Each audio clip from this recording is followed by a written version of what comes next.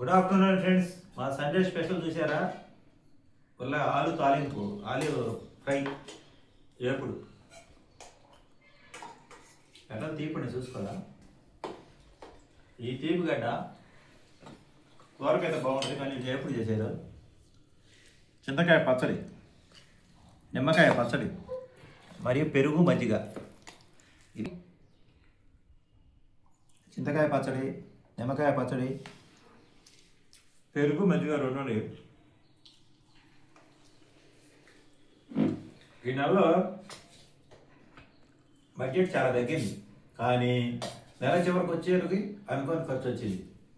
మనం అనుకుంటాం చాలా జాగ్రత్తగా మేనేజ్ చేసామే, ఈ నెల ఖర్చులు ఏముండేలా జాగ్రత్తగా చేయాలనుకున్నాం. పోయిన నెలలో హాస్పిటల్ ఖర్చు, కలద్దాలని అయ్యని ఇవన్నీ తీసుకొని చాలా ఖర్చు వచ్చింది కదా. అందుకని ఈ నెలలో నేను చాలా జాగ్రత్తగా మెయింటైన్ చేసుకొని వచ్చా. కాకపోతే నెలాఖరులోనే అనుకోని ఖర్చు వచ్చింది అనమాట. ఇంతకు నెల ఖర్చు ఎంత వచ్చింది అనుకుంటారా? ఎంత వచ్చిందని కదా మీ ఆలోచన? 25,500 రూపాయలు ఈ నెల ఖర్చు, మామూలు జనరల్గా అయిన ఖర్చు. అయితే 25,500 రూపాయల ఖర్చు మీకు ఎందుకు అయింది అనుకుంటారా? షాప్ ఇంతగా పచ్చడి సూపర్గా ఉంది అంటే పచ్చడితోటి మేనేజ్ చేసుకుంటూ వచ్చాం అన్నమాట. షాప్ రెంటు, ఇంటి rent, current bill, phone recharge, బండి పెట్రోల్, వీటి వరకు 10,500 అయినాయి. అవి మనమేం తినేది లేదు కదా. మెడికల్ ఖర్చు వచ్చేసి డాక్టర్ దగ్గర మేము ఈ నెల ముందులో చూసుకున్నాం, షుగర్ డాక్టర్ దగ్గర. మెడికల్ ఖర్చు 4,000 దాకా వచ్చింది ట్యాబ్లెట్తో సహా. అప్పటికి ఇంచుమించుగా 15,500. మా తిండి ఖర్చు వచ్చేసి కూరగాయలు అయితే, గ్యాస్ సిలిండర్ అయితే, ఏదైతే మొత్తం కలిపి 9,500 రూపాయలు ఖర్చు అయింది. మళ్ళీ నాకు వచ్చి సపరేట్ కదా, నా రీఛార్జులు, నా షాపింగ్. అయినా చెప్పలా చెప్తున్నా, అది సపరేట్. కుటుంబ బడ్జెట్ అంటే ముగ్గురు ఉంటున్నాం కదా, ఇంత ఇంత అనుకుంటారు. మళ్ళీ నా మెయింటెనెన్స్ నాది సపరేట్. అమ్మ రీఛార్జులు, అమ్మ శారీస్, అమ్మ షాపింగ్ సపరేట్. అవి కూడా కలిపితే ఒక 5,000 ఎక్స్ట్రా అయింది, 3,000 అయింది. అంటే నేను ఇంట్లో ఉంటున్నా కాబట్టి వాళ్ళ యొక్క 3,000 వేసుకోండి, మొత్తం 28,500 అయింది ఈ నెల ఖర్చు. అయితే వీటిలో కలబడి తిండి ఖర్చు అయింది మటు 10,000. నానెందుకు చెప్తున్నాడంటే ఈ తిండి ఖర్చు చాలా అయింది, మనం ఏదో తెగ తింటాం అనుకుంటున్నారు కదా, దానికి నాన్న లెక్క చెప్తున్నాడు అంతే తిండి ఖర్చు మటుకు ఈ నెల అయింది. అంటే అన్హెల్దీ ఫుడ్ తింటాంలే, అది మాత్రం పక్కా. ఈ నెలలో ఎక్కువ ఇడ్లీ బాగుండే అట్లాడే తిన్నాం ఎక్కువ. నిన్న మంచూరియా ఒక ప్యాకెట్ తెస్తే ముగ్గురం తిన్నాం, అదే ఎక్కువ. కాబట్టి అది అన్హెల్దీ ఫుడ్, యూజ్ లేని ఫుడ్ అది. అలాంటివి తింటూ ఉంటాము, ఆరోగ్యవంతమైన ఫుడ్ తక్కువ. 28,500 పాల ప్యాకెట్ కానీ పెరుగు ప్యాకెట్ కానీ మొత్తం కలిపి దీంట్లో మెడికల్ ఖర్చు, రెంట్లు, ఇవి బండి మెయింటెనెన్స్లు ఇవన్నీ 15,000 దాకా వెళ్ళినాయి. కాకపోతే తిండి ఖర్చు 10,000 రూపాయలు అయింది. వాళ్ళకి ఫోన్ రీఛార్జ్ అయితే వాళ్ళ ఈ నెలలో 2,000 ఉంటాయేమో, 2,500.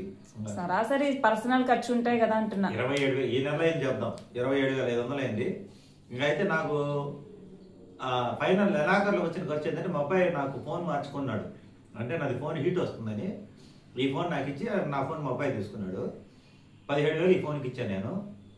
దీన్ని బట్టి మీరు అర్థం చేసుకోండి, టోటల్గా ఈ నెలలో ఎంతో జాగ్రత్తగా పట్టుకొచ్చిన నెలాఖరులో ఈ ఫోన్ 17,000 రూపాయలు ఫోన్ బడ్జెట్ పెట్టింది. కాబట్టి 28,500 ఖర్చు పూర్తి కావాల్సింది ఈ ఫోన్ వల్ల 42,000 అయింది. 42 కాదు, 45,000 దాకా అయింది వేల ఖర్చుతో కూడా కలిపి. కుటుంబంలో మనకి తిండికి అయ్యే ఖర్చు చాలా తక్కువ, ఇంకా మిగతా అన్నీ ఎక్కువే.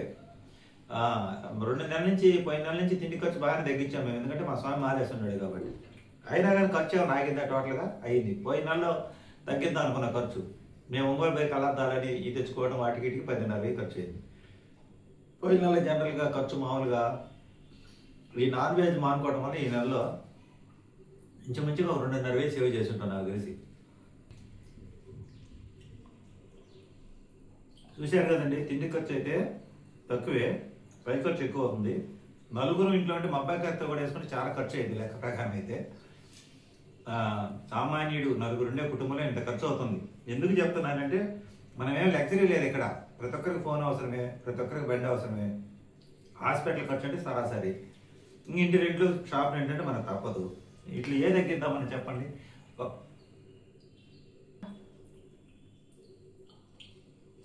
ఇట్లా మనం ఏం తగ్గించలేమండి. ఫోన్ ఇవన్నీ అవసరమే కదా, ఈ అనుకోని ఖర్చులు ఇవన్నీ ఎతలేకపోతాం అవసరం మనం. అంటే ఏమైందంటే ఒక్కో నెలలో ఒక్కో బండరాయి పడుతుంటది. ఒక నెలలో మిక్సీ అనో, ఇంకో నెలలో ఫోన్ అనో. మనం ఏమనుకుంటామంటే జనరల్ గా తిండి ఖర్చులు మాత్రం తగ్గించాలనుకుంటే ఇది ఒక్కడ తగ్గిస్తే అంతే అయింది, కాకపోతే ఒక 2.5 మిగిలింది అంతే. ఇది మనం నాన్ వెజ్ ఆపుతాం కాబట్టి.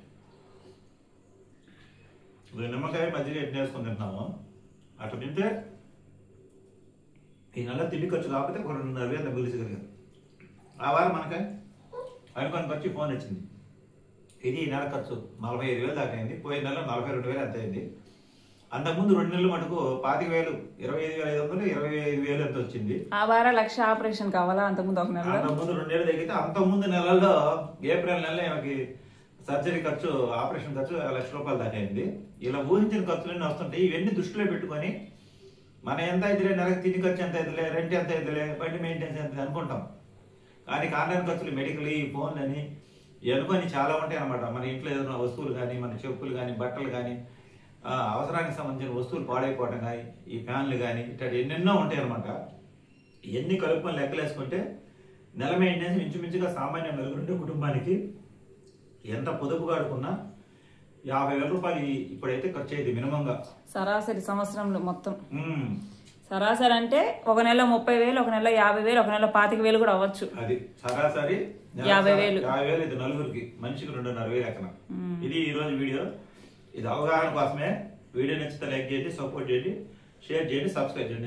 ఇంకా మనకి ఇంకా ప్రయాణాలు అయితే తగ్గినాయి అంటే ఎవరైనా పిలిస్తే అన్ని కలుపుకున్నా 50,000 తప్పదు. ఇంకా సరే బాయ్ కదండి. ఇంకా అందుకే మేము ఫంక్షన్లు గిక్షన్లు అన్ని మానుకోవడానికి ప్రధానమైన కారణం నీట్గా అడ్జస్ట్మెంట్ చేసుకొని సరిపోతుంది నెల. ఇంకా వాటికి పోతే ఇంకెంత ఇద్దో లెక్కేసుకోవాలా. ఇదండి వాటి వీడియో. వీడియో నచ్చితే లైక్ చేయండి, సపోర్ట్ చేయండి, సబ్స్క్రైబ్ చేయండి.